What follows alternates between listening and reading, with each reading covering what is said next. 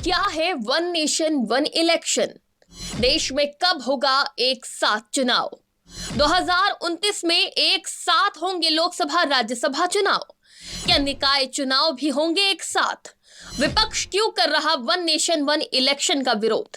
इस वक्त देश में वन नेशन वन इलेक्शन की चर्चा तेज है। मोदी सरकार देश में एक साथ चुनाव करवाने के लिए तेजी से कदम बढ़ा रही है। माना जा रहा है कि कैबिनेट से मंजूरी के बाद विधेयक को संसद के शीतकालीन सत्र के दौरान ही लोकसभा में पेश कर दिया जाएगा।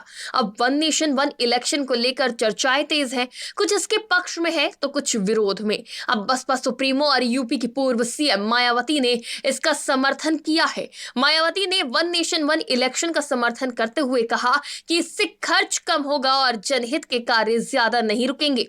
उन्होंने अन्य दलों से भी इसका समर्थन करने का आग्रह किया है। तो चलिए अब आपको बताते हैं कि क्या है वन नेशन वन इलेक्शन।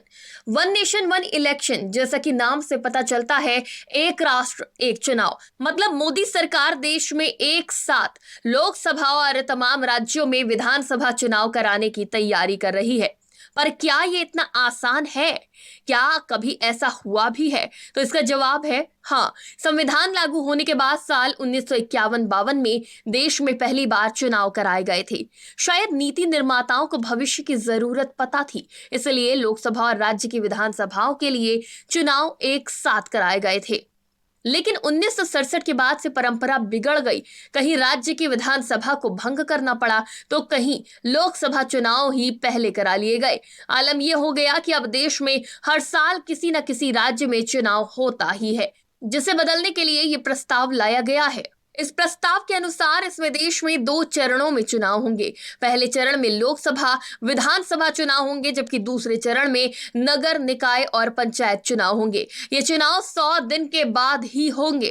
सभी चुनाव के लिए एक वोटर लिस्ट बनेगी। वहीं इस प्रस्ताव में आगे कहा गया है, अगर केंद्र या राज्य सरकार अपना बहुमत खो देती है तो ऐसे हालात में बची हुई अवधि के लिए चुनाव होंगे।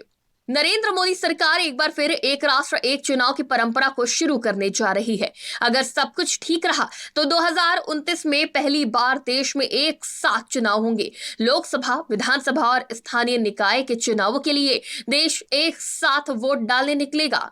लेकिन ये सुनने में जितना आसान लग रहा है उतना है नहीं। केंद्र सरकार को इसके लिए संविधान में जरूरी संशोधन करने पड़ेंगे और इसके लिए उसे 2/3 बहुमत की जरूरत होगी। इसके बाद अगर राज्यों की सहमति की जरूरत पड़ी तो विपक्षी दलों के नेतृत्व वाले राज्य अड़चन पैदा कर सकते हैं। वन नेशन वन इलेक्शन की नींव आज नहीं बल्कि 2014 में रखी गई थी, जब प्रधानमंत्री नरेंद्र मोदी ने पहली बार प्रधानमंत्री पद की शपथ ली थी। पीएम मोदी ने इसे देश की जरूरत बताते हुए इस पर चर्चा तेज कर दी थी।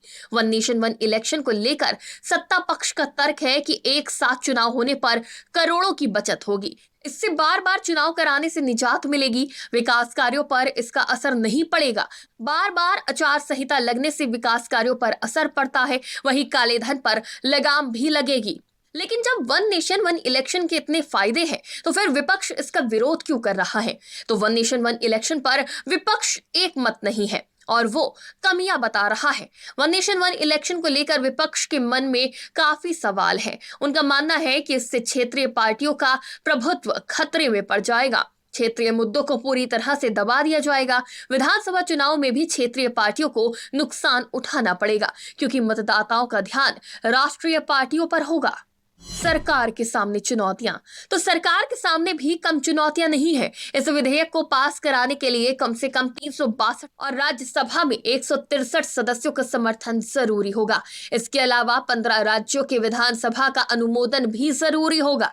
लोकसभा में एनडीए के पास 293 और राज्यसभा में 119 सदस्य हैं। ऐसे में सरकार को विपक्ष को भी भरोसे में लेना होगा।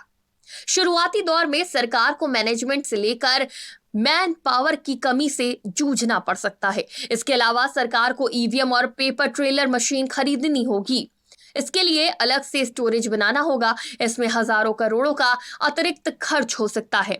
वन नेशन वन इलेक्शन को इन पार्टियों का मिला समर्थन।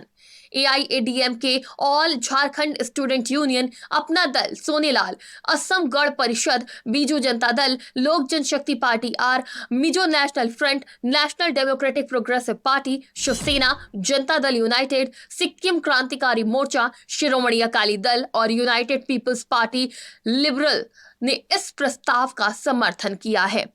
वन नेशन वन इलेक्शन का इन दलों ने जताया विरोध। AIUDF, Trinamool Congress, AIMIM, CPI, DMK, Naga people's front और सपा ने इस प्रस्ताव का विरोध किया है।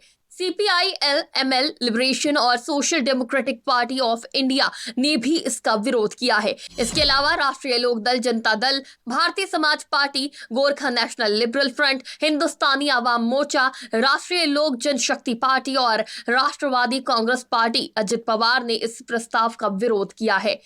इन दलों ने नहीं दी प्रतिक्रिया। इस प्रस्ताव पर Bharat Rashtra Samiti, Indian Union Muslim League, Jammu और Kashmir National Conference, Janata Dal Secular, Jharkhand Mukti Morcha, Kerala Congress M, Nationalist Congress Party, Rashtriya Janata Dal, Rashtriya Loktantrik Party, Revolutionary Socialist Party, Sikkim Democratic Front, Telugu Desam Party और YSR कांग्रेस पार्टी ने इस मामले में अभी तक कोई प्रतिक्रिया नहीं दी है। ऐसे में सत्ता पक्ष की राह आसान होने की कम उम्मीदें हैं। डेस्क रिपोर्ट, आज की खबर।